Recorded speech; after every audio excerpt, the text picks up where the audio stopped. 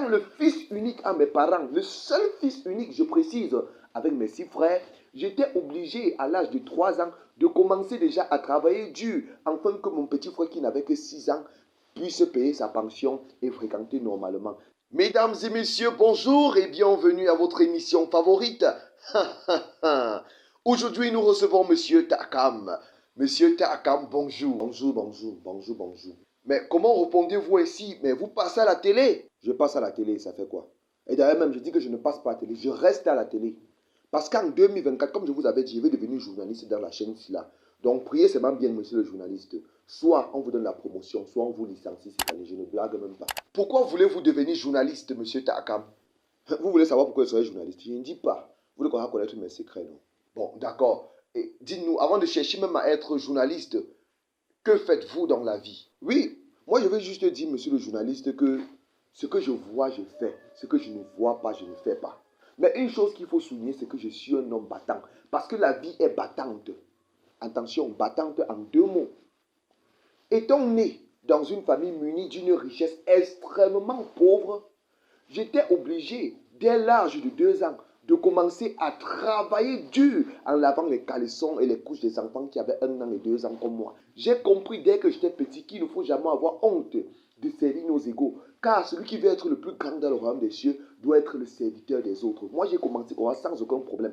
Étant le fils unique à mes parents, le seul fils unique, je précise, avec mes 6 frères, j'étais obligé à l'âge de 3 ans de commencer déjà à travailler dur afin que mon petit frère qui n'avait que 6 ans puisse payer sa pension et fréquenter normalement. J'avais la lourde responsabilité de prendre soin de ma famille. C'était important vraiment pour nous. Vous savez, lorsque vous êtes né dans une famille extrêmement pauvre comme la nôtre, à l'âge déjà de 1 an, 6 mois, vous ne commencez plus à vivre les trucs qu'on dit yaourt, nutrition. Non, on ne mangeait pas ça. Moi, à l'âge de 1 an, je me rappelle, je suçais déjà la canne, on mangeait le maïs grillé. Ce n'était pas la blague, la vie était difficile. Il faudra comprendre, monsieur le journaliste, que la vie est telle que certains parents doivent travailler pour leurs enfants et certains enfants doivent travailler pour leurs parents.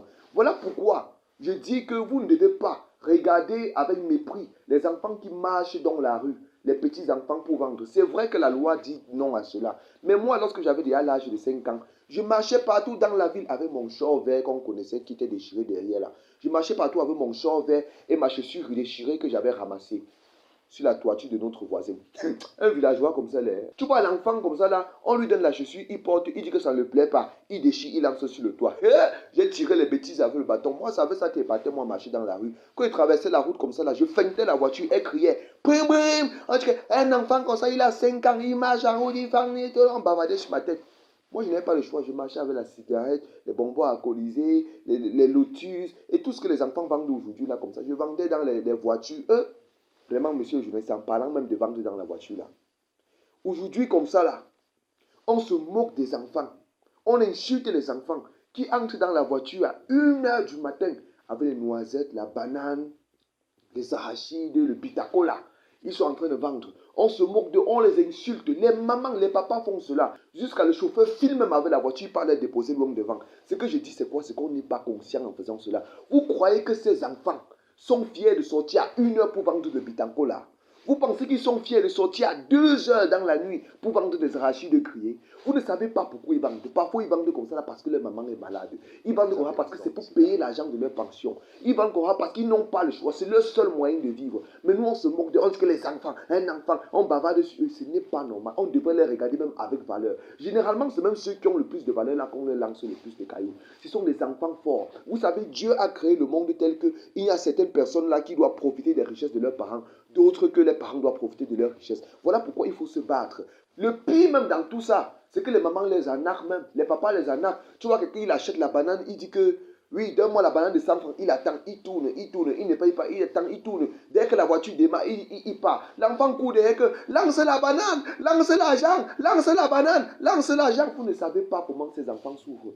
Et ils le font parce qu'ils savent que c'est eux qui doivent construire leur avenir. Ils ne partent pas voler, mais ils ont pris en main leurs responsabilités. Ils ont accepté de voir leurs égaux être meilleurs que eux et continuer malgré cela à travailler parce qu'ils espèrent que par leur travail, ils deviendront quelqu'un de meilleur.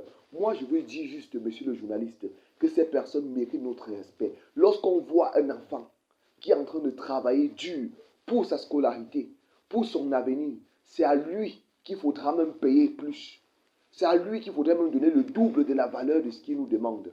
Mais généralement, c'est lui qu'on arnaque avec les faux billets. On demande de mettre le cadeau. On dit à l'enfant, on trompe l'enfant. Mais moi, je dis que c'est quelque chose de n'est pas normal. Certaines personnes ont ce privilège de vivre dans les familles riches. D'autres doivent vivre dans les familles pauvres. Mais peu importe qu'on soit né dans une famille riche ou dans une famille pauvre, la question est de savoir, est-ce que nous faisons bien ce qu'on a fait afin que la gloire de Dieu soit manifeste dans notre caractéristique. C'est comme ça que Dieu a voulu montrer sa gloire, soit par la grâce, soit par l'accompagnement dans l'endurance. La question qu'on doit se poser, monsieur le journaliste, est-ce qu'on accompagne ces enfants-là? Moi, je sors de loin. Je sors d'une famille extrêmement pauvre et j'ai souffert pour arriver là où je suis aujourd'hui. Peut-être que vous devez voir le charisme, vous ne devez pas croire et tout cela, mais il faudrait que vous sachiez que moi j'ai souffert. Et si ce que je suis aujourd'hui, c'est parce que depuis que je suis enfant, j'ai développé la mentalité de vainqueur. Je partage véritablement, monsieur Takam, votre point de vue. C'est vrai qu'il y a certains aspects qui me semblent un peu exagérés, mais dites-nous, monsieur Takam, est-ce que vous aurez un mot pour conclure cette émission? Moi, monsieur le journaliste, je dis pour conclure, il faut regarder avec beaucoup de respect ces enfants démunis qui se battent pour leur avenir.